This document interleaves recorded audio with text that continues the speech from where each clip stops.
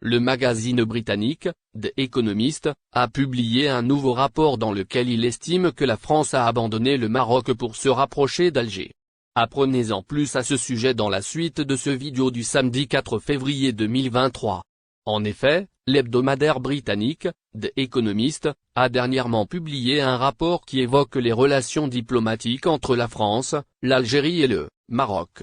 Ce dernier a expliqué que le gouvernement français se rapproche de son homologue algérien et s'éloigne de celui du royaume chérifien. Ce rapprochement entre Algériens et Français s'explique, selon la même source, par les intérêts économiques et géopolitiques que partagent les deux pays. La visite du président français, Emmanuel Macron, en Algérie en août dernier, en plus de celle du chef d'état-major de la NP à Paris, il y a quelques jours. Ce sont donc autant d'éléments qui renforcent cette position. Ce qui ne serait pas le cas du Maroc. C'est ce qu'a encore fait savoir le magazine britannique. Ce dernier a fait donc savoir que le Royaume est responsable, en partie, de la baisse de l'enthousiasme français envers lui. Il a souligné que la principale cause de la dégradation des relations politiques entre la France et le Maroc est l'absence du roi Mohamed VI sur la scène politique internationale. Il s'agit de ce que rapporte le média généraliste Aura. Par ailleurs, le rapport a indiqué que le souverain du Maroc avait passé environ 4 mois sur le sol français l'année dernière. Et pendant son séjour, dit-on, il n'a pas eu aucune rencontre avec le chef de l'État de ce pays. Ce même rapport a fait savoir que le parti politique du président Macron avait soutenu la résolution du Parlement européen. Celle qui a condamné fermement le Maroc pour ses atteintes aux droits de l'homme. Pour rappel, le gouvernement français avait imposé des sanctions, l'an dernier, aux 3 pays voisins du Maghreb. Elles se traduisent notamment par la réduction du nombre de visas délivrés aux Maghrébins. Une situation qui n'a pas trop duré pour les Algériens. Cela puisque suite à la dernière visite d'Emmanuel Macron, à Alger, l'enthousiasme est revenu. Ce voyage aura été une réussite pour l'apaisement des relations franco-algériennes. D'ailleurs, plusieurs collaborations ont été signées entre les responsables des deux pays dans divers domaines.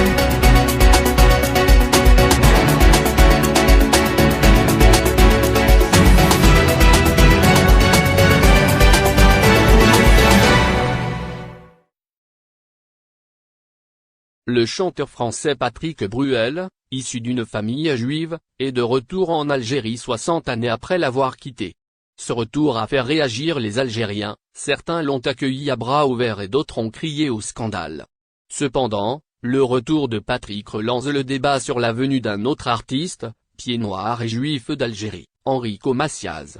Ainsi, après 6 décennies, Patrick Bruel revient sur ses pas. Il s'est rendu dans son pays d'origine, sa Tlemcen d'origine, sur invitation des autorités algériennes. En novembre 2022, à l'occasion de la sortie de son dernier album Encore une fois, Patrick Bruel est revenu sur le titre de l'une de ses chansons, « Je reviens ». Pendant que j'écrivais cette chanson, j'ai reçu un coup de téléphone m'informant que les autorités algériennes souhaitaient que je revienne en Algérie. Et qui plus est, avec ma maman. C'était un signe pour moi. Donc on est en train de préparer ce voyage que j'ai fantasmé, que j'ai imaginé. J'espère le rendre réel dans les semaines qui viennent. Français, juif, berbère. C'est beau, témoignait le chanteur sur RTL. Le pied noir d'origine juive a donc été invité et il est venu. Une venue qui relance le débat sur un autre chanteur de même origine, Enrico Macias. En effet, les internautes étaient nombreux à s'interroger sur ce chanteur. À quand le tour d'Enrico ?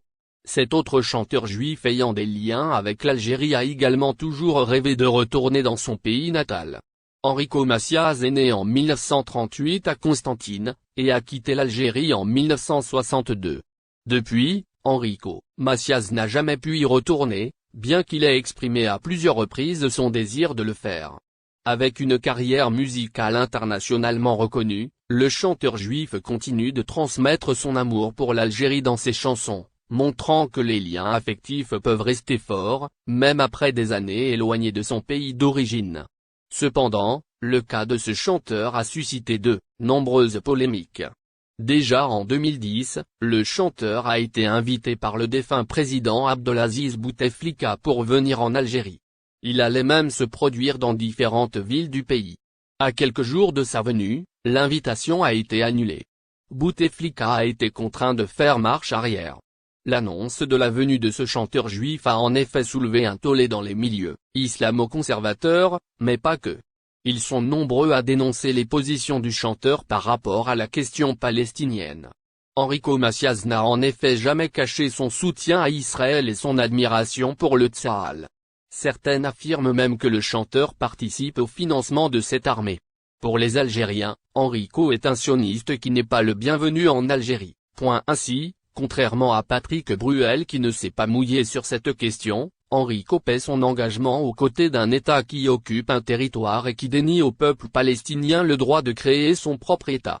D'autres Algériens affirment que si Enrico Macias veut retourner dans la terre de ses ancêtres, le débat n'a pas lieu d'être.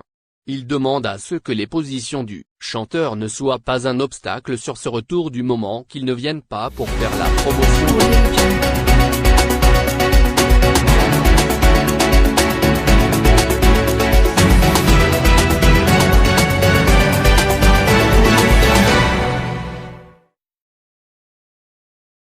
Il est le symbole de la ferveur et de l'engouement que les supporters algériens manifestent avant, lors et après les rencontres de l'équipe d'Algérie. C'est même devenu la devise de Fenech. Le One Two Three Viva l'Algérie s'est implanté dans le décor du sport algérien. Dépassant même les grillages des stades, tous les sportifs algériens s'identifient à ces mots d'une résonance particulière, adopté par toutes les générations. Ce slogan est l'identité même du supporter algérien qui exprime sa joie.